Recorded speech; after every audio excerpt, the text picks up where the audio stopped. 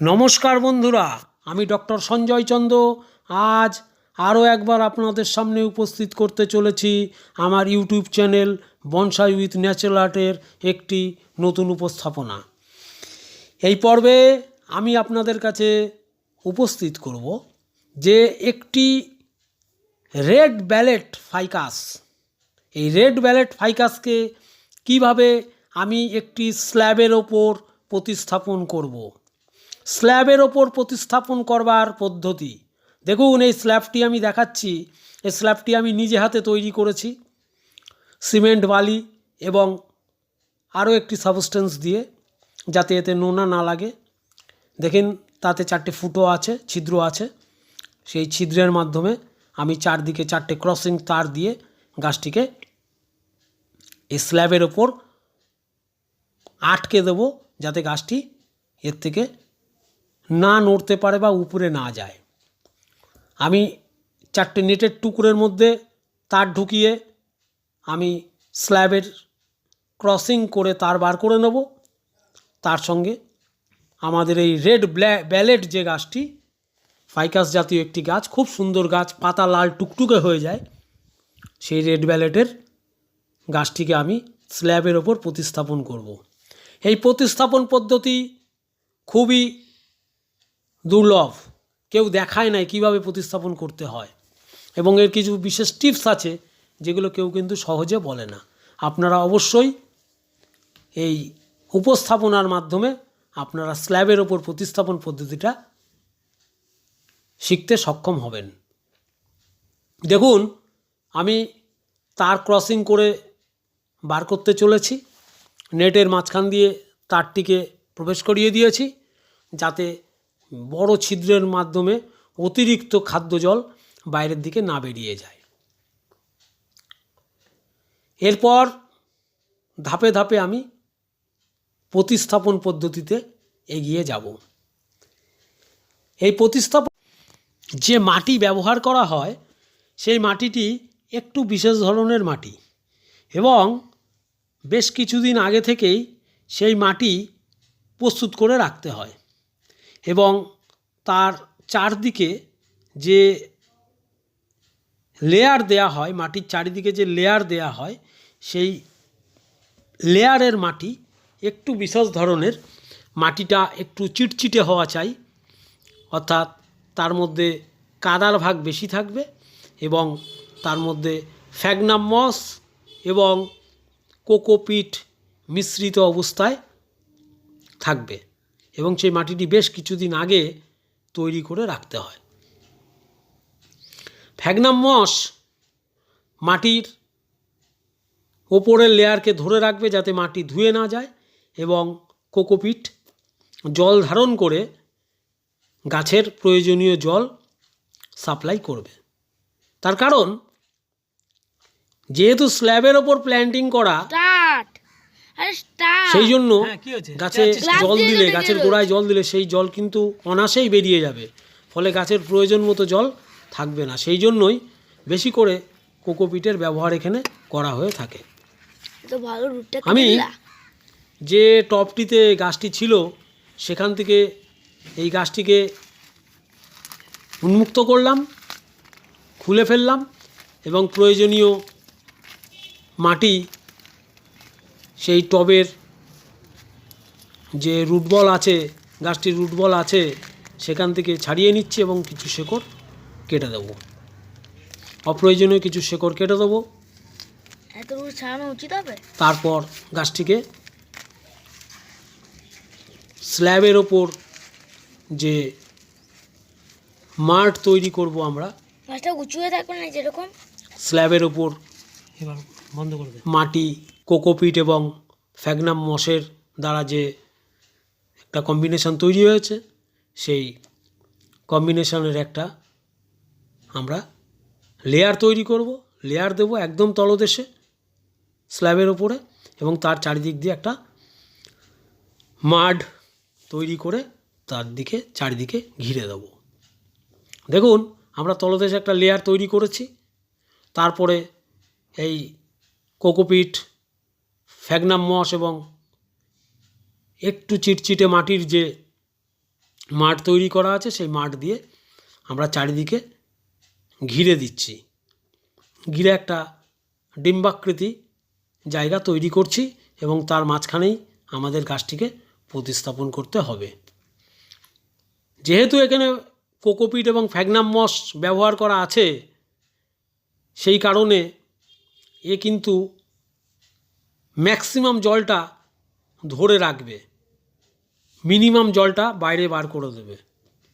Planting করবার 15 দিন পর আরও একটি বিশেষ প্রক্রিয়া আছে, সেটা আমি ভিডিওর চলতি অবস্থায় কথা প্রসঙ্গে ঠিক বলে দেবো। আপনারা অবশ্যই আমার ভিডিওটি মনোযোগ সহকারে দেখুন, তবেই এই স্ল্যাব প্ল্যান্টিং শিখতে পারবেন। একটু কঠিন স্ল্যাব প্ল্যান্টিং করা, কেউ সহজে এটাকে শেখায় না, আমি আপনাদেরকে এটা শেখানোর চেষ্টা করছি। স্ল্যাব প্ল্যান্টিং বর্তমান বনসাই জগতে খুবই একটা গুরুত্বপূর্ণ কাজ, কারণ বনসাই আর্টিস্টরা স্ল্যাব প্ল্যান্টিং না জানলে সে অপরিণত। আমাদের বহির্বিশ্বে ম্যাক্সিমাম গাছই দেখবেন স্ল্যাবের ওপর প্রতিস্থাপন করা আছে, বা খুব পাতলা স্যালোপটে প্রতিস্থাপন করা আছে। 1 ইঞ্চি হাইট, 1 ইঞ্চি কাঁধযুক্ত বা ধারযুক্ত যে সমস্ত স্যালোপট রয়েছে, তাতে প্রতিস্থাপন করা এবং স্ল্যাবে প্রতিস্থাপন করা প্রায় একই। ফলে স্ল্যাব প্ল্যান্টিংটা বা স্ল্যাবের ওপর গাছকে কীভাবে বসাতে হয় সেটা কিন্তু অবশ্যই জানা দরকার। দেখুন, আমি মাঠ তৈরি করে তার ভিতরে বনসাই মাটি দিয়েছি এবং আমার রেড ভ্যালেট গাছটাকে প্রতিস্থাপন করে ক্রসিং তার দিয়ে যথাসম্ভব টাইট করে বেঁধে দেওয়ার চেষ্টা করছি। এই বেঁধে দেওয়া কাজটি, তারের মাধ্যমে গাছটিকে স্ল্যাবের সঙ্গে আটকে দেওয়া খুব ইম্পর্টেন্ট। এই কাজটি না করলে স্ল্যাব প্ল্যান্টিং হবে না, কারণ স্ল্যাব থেকে যে কোনো মুহূর্তে গাছটি আলগা হয়ে পড়ে যাবে, কোনো সাপোর্ট থাকে না। ফলে তারের ক্রসিংটা খুব সুন্দরভাবে টাইট করে আটকে দিতে হবে। ফলে যে কোনো প্রাকৃতিক দুর্যোগ হোক বা অন্য কোনো কারণবশত টপটা হেলে পড়ে গেল, তার থেকে কিন্তু গাছের কোনো ক্ষতি হবে না। আপনারা দেখছেন আমি ক্রসিং করে তারটা কিভাবে আটকে দিলাম। এরপর আমরা আস্তে আস্তে এই টবের চারিদিকে আমি একটা ব্যারিকেড দাগ দিয়েছিলাম, ওই ব্যারিকেড দাগ পর্যন্তই কিন্তু আমরা এই মাটির কম্বিনেশান যেটা চারিদিকে দেব সেই পর্যন্তই দেব। আমি টপটা যখন দেখাচ্ছিলাম আপনারা দেখবেন তাতে একটা গোল রিং, ইন্টিরিয়ার একটা গোল রিং আমি তৈরি করবার সময় দিয়ে নিয়েছিলাম। ওটা হচ্ছে মার্কিং। ওখান থেকে স্ল্যাবের মাটিটা আস্তে আস্তে ওপরের দিকে উঠবে, ওখান থেকে স্টার্ট নেবে, প্রায় 1 ইঞ্চি কিন্তু আমার ফাঁকা জায়গা থেকে যাবে। আমি যদি একদম মাথা থেকে স্টার্টিংটা করতাম তাহলে সেটা তত নয়নশোভন হবে না। ফলে স্টার্টিংটা হবে পরিধির থেকে 1 ইঞ্চি ভিতর থেকে। পরবর্তীতে যে 15 দিন পরে আরেকটি কাজ আছে, সেটি করবার পর আমার 1/2 ইঞ্চি জায়গা থাকবে। তার পরবর্তীতে যখন সেখানে ন্যাচারাল মস গ্রো করবে, তখন কিন্তু খুব সুন্দর দেখতে লাগবে। প্রথম হয়তো ভালো দেখতে লাগবে না, একটা সিজন পরে যখন ন্যাচারাল মস গ্রো করে যাবে তখন অত্যন্ত সুন্দর এর রূপ নেবে। আপনারা পুরোপুরি অনুসরণ করবেন আমার এই রেড ভ্যালেট গাছটির। এই ন্যাভারিটাও খুব সুন্দর, আরও ডেভেলপ করবে।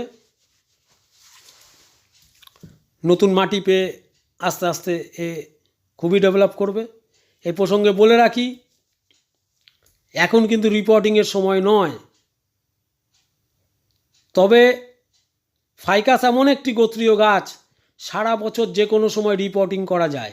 তবে বেশি প্রুনিং, রুট প্রুনিং করা যাবে না।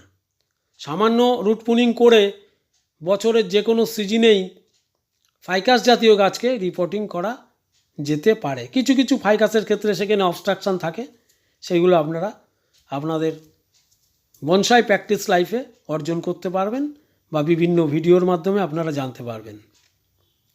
দেখুন, সেই মাঠ দিয়েই আমি কিন্তু আবার তার চারিদিকের যে বনসাই মাটিতে গাছটি প্রতিস্থাপন করা হয়েছিল সেগুলো ঢেকে দিচ্ছি।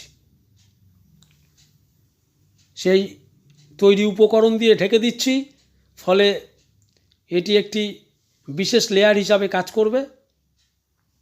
এই লেয়ারটা প্রস্তুত করাই বনসাই শিল্পীদের আসল কাজ। আশা করি আপনারা স্ল্যাব প্ল্যান্টিং কীভাবে হতে চলেছে তা শিখতে চলেছেন। আরও শেষ পর্যন্ত দেখুন, সম্পূর্ণরূপে শিখে যাবেন। দেখুন, আস্তে আস্তে আস্তে আস্তে আমি কিন্তু মাঠ দিয়ে ঢেকে দিয়েছি। সামান্য পরিমাণ জল দিলাম ভিতরে শুকনো মাটিকে, যে মাটিগুলোর ওপরে, যে মাটির ওপরে আমি এই বনসাই গাছটিকে প্রতিস্থাপন করেছিলাম, সেই মাটিটি একটু ভিজে যাওয়ার জন্য, কারণ বেশি পরিমাণ জল দেওয়া যাবে না। এবং এই স্ল্যাব প্ল্যান্টিংয়ের গাছগুলিকে যেভাবে আমরা জল দিই তারও একটা বিশেষ পদ্ধতি আছে। ওপর থেকে বেশি জল দিলে মাটি ধুয়ে যেতে পারে, কিন্তু যখন একটা সিজন চলে যাবে, একটা সিজন চলে যাওয়ার পর পুরো মাটিটা একটা পাথরখণ্ডে পরিণত হয়ে যাবে। সেখান থেকে কিন্তু আর মাটি ধুয়ে যাবে না, মনে হবে যেন একটা মাটির ঢেলা বসানো রয়েছে। আপনারা ইচ্ছা করলেও সেখান থেকে মাটি খসাতে পারবেন না। এটাই স্ল্যাব প্ল্যান্টিংয়ের শিক্ষণীয় বিষয়। যাই হোক, ধাপে ধাপে সব কথাই আমি বলবো, আপনারা সেগুলোকে আয়ত্ত করে নেবেন। দেখুন, মাঠ সমৃদ্ধ যে কম্বিনেশন মাটি, সেই মাটি দিয়ে আমি আস্তে আস্তে আস্তে আস্তে প্রায় স্ল্যাবটিকে ঘিরে দিয়েছি। এরপরে সামান্য পরিমাণ ওয়্যারিং করে গাছটি আমি সেভ করব।